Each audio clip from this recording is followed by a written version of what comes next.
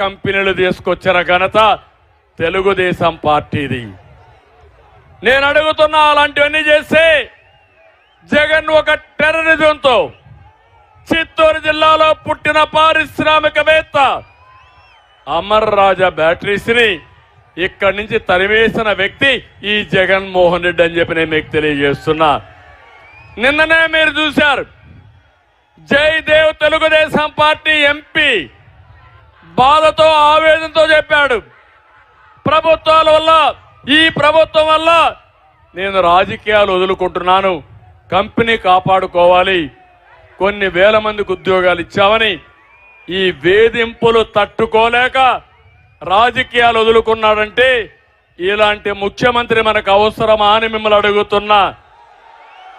Industry తేవడం కష్టం, పరిశ్రమలు తేవడం కష్టం, డబ్బుల కక్కుర్తి కోసరం, లేకపోతే ఇష్టానుసారం రాజకీయ కక్షలతో వీళ్ళని తరివేయడం చాలా బాధాకరం. అందుకే యువతను అడుగుతున్నా, తమ్ముళ్ళు 60 రోజులు సైకిల్ ఎక్కండి, తెలుగుదేశం జనసేన జెండాలు పట్టుకోండి, ఇంటింటికి వెళ్ళండి, ప్రచారం చేయండి, మీరు ప్రజల్ని గెలవండి, మిమ్మల్ని మీ భవిష్యత్తు బంగారు భవిష్యత్తు చేసే బాధ్యత మాది మాది అని మరొకసారి నా యువతకు పిలిపిస్తున్నా. ఏమమ్మా ఆడబిడ్డలు, నేను జ్ఞాపకం ఉన్నానా అని మిమ్మల్ని అడుగుతున్నా. తెలుగుదేశం పార్టీ జ్ఞాపకం ఉందా లేదా మీకు? ఆడబిడ్డలకు న్యాయం చేసిన పార్టీ ఏది? ఆస్తిలో సమాన హక్కు ఇచ్చిన పార్టీ ఏది? రాజకీయాల్లో స్థానిక సంస్థల్లో 8% రిజర్వేషన్లు పెట్టిన పార్టీ ఏది? తర్వాత ఉద్యోగాల్లో 33% రిజర్వేషన్ నేనే పెట్టాను. ఈరోజు ఆ ఉద్యోగాల్లో 33% వల్ల ఈరోజు మీరు చూస్తే మగపిల్లలతో సమానంగా చదువుకుంటున్నారు, బ్రహ్మాండంగా ఉద్యోగాలు వస్తున్నాయి, వరకట్నం పోయింది, రివర్స్ కట్నం వస్తా ఉంది. ఆడబిడ్డల్ని సమాజంలో అన్ని విధాల పైకి తీసుకొచ్చిన పార్టీ తెలుగుదేశం పార్టీ అని చెప్పి కూడా నేను మీకు తెలియజేస్తున్నా. డాక్రా సంఘాలు పెట్టాం, పొదుపు ఉద్యమం నేర్పించాం, దీపం కింద వంట గ్యాస్ ఇచ్చాం. ఈ రోజు నేను చెప్తున్నాను, మళ్ళీ మీ అందరినీ పైకి తీసుకొచ్చే బాధ్యత తెలుగుదేశం పార్టీ జనసేన తీసుకుంటాం. అందుకే ఆడబిడ్డ నిధి నెలకు 1500 రూపాయలు మీ అకౌంట్లో వేసే బాధ్యత మాది.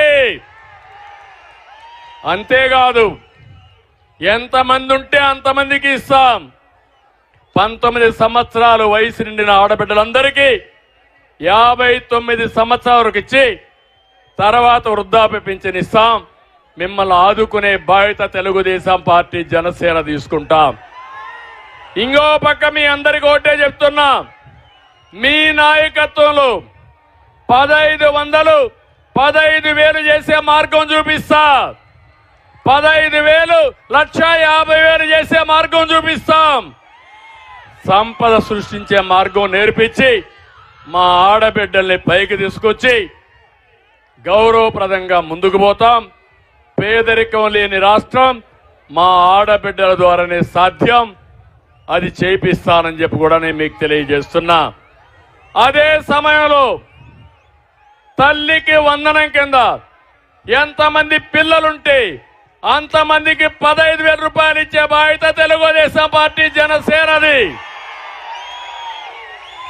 ఆంక్షలు లేవు, మోసాలు చెయ్యం.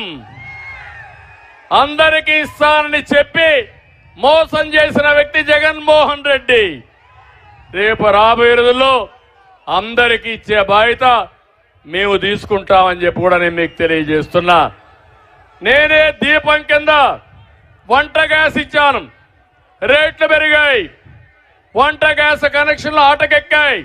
మళ్ళీ హామీ ఇస్తున్నా, 3 సిలిండర్లు ఉచితంగా ఇచ్చి మిమ్మల్ని ఆదుకుంటాం. నిత్యావసర వస్తువుల ధరలు ఇస్తాం, పేదవాడికి అండగా ఉంటాం, ఖర్చులు తగ్గించి మీ ఆదాయాన్ని పెంచే మార్గాన్ని చూపిస్తామని చెప్పి కూడా నేను మీకు తెలియజేస్తున్నా. నాలుగోది, ఆడబిడ్డలందరికీ ఆర్టీసీల్లో ఉచిత ప్రయాణ సౌకర్యం ఏర్పాటు చేస్తాం. ఎక్కడికి పోవాలన్నా దర్జాగా పోయేచ్చడిగా మీకు ఏర్పాటు చేస్తానని చెప్పి కూడా నేను మీకు తెలియజేస్తున్నా. ఇదే కాదు, చిత్తూరు జిల్లా రైతాంగం ఎక్కువ ఉండే జిల్లా. నేను కూడా ఒక రైతు బిడ్డని. ఒకటే హామీ ఇస్తున్నా, రైతే రాజుగా ప్రతి ఒక్క రైతుకు 20,000 రూపాయలు ఇచ్చి తద్వారా భవిష్యత్తులో అనేక రకమైన సబ్సిడీలు. ఒకప్పుడు నేను మైక్రో ఇరిగేషన్ కింద తుంపర్ల సేద్యం, బిందు సేద్యానికి 90% సబ్సిడీ ఇస్తే దాన్ని కూడా నిలిపేశారు. వ్యవసాయాన్ని ఆధునీకరణతో ముందుకు తీసుకుపోతాం. మీకు ఆదాయం పెంచుతాం. రైతును అన్ని విధాలు ఆదుకునే బాధ్యత మేము తీసుకుంటామని మరొక్కసారి మీ అందరికీ హామీ ఇస్తున్నా. ఇది కాకుండా వెనుకబడిన వర్గాలకు ప్రత్యేకంగా సబ్ ప్లాన్ పెడతాం. ఎస్సీలకు, ఎస్టీలకు, మైనారిటీ సోదరులకి, పేదవాళ్ళందరికీ న్యాయం చేసే బాధ్యత ప్రత్యేకంగా మేము తీసుకుంటామని చెప్పి నేను మీకు తెలియజేస్తున్నా. రాష్ట్రం అంతా హామీ ఇస్తున్నా. రక్షిత మంచినీటి పథకం ద్వారా ప్రతి ఒక్క ఇంటికి కొళాయి ద్వారా నీళ్లు ఇచ్చే బాధ్యత మేము తీసుకుంటాం. కేంద్రం 30,000 కోట్ల రూపాయలు ఇస్తే ఆ డబ్బులు కూడా ఉపయోగించుకోలేని అసమర్థ ప్రభుత్వం ఈ జగన్మోహన్ రెడ్డి ప్రభుత్వం అని చెప్పి కూడా నేను మీకు తెలియజేస్తున్నా. ఇంకో పక్క తిరుపతి వెంకటేశ్వర స్వామి ఈ జిల్లాలో ఉండడం మనందరి అదృష్టం, అవునా కాదా అని మిమ్మల్ని అడుగుతున్నా. అలాంటి వెంకటేశ్వర స్వామిని అప్రతిష్ఠ చేస్తున్నారు, అపవిత్రం చేస్తున్నారు. అక్కడ చూస్తే ఎన్టీ రామారావు గారు ఎప్పుడో పెట్టినటువంటి అన్నదానం ఈరోజు ఎక్కడికక్కడ సరిగా లేకుండా దెబ్బతినే పరిస్థితి వచ్చింది. ఒక పవిత్రత పోయింది. నేను ఒకటే చెప్తున్నా, వెంకటేశ్వర స్వామికి ఎవరైనా అపవిత్రంగాని చేస్తే, చెడు గాని కీలు గాని చేస్తే వాళ్ళని వదిలిపెట్టాం. అలాంటి వాళ్ళని తప్పకుండా శిక్షించే బాధ్యత కూడా తీసుకుంటామని హెచ్చరిస్తున్నా. వెంకటేశ్వర స్వామిని రాజకీయాలకు ఆడుకుంటున్నారు, పైరవులకు ఆడుకుంటున్నారు. అన్నీ చూస్తున్నాడు కలియుగ దేవుడు వెంకటేశ్వర స్వామి. మీ అపవిత్రతతో చూస్తారు, తప్పకుండా శిక్షించే పరిస్థితి వస్తుందని చెప్పి కూడా నేను మీకు తెలియజేస్తున్నా.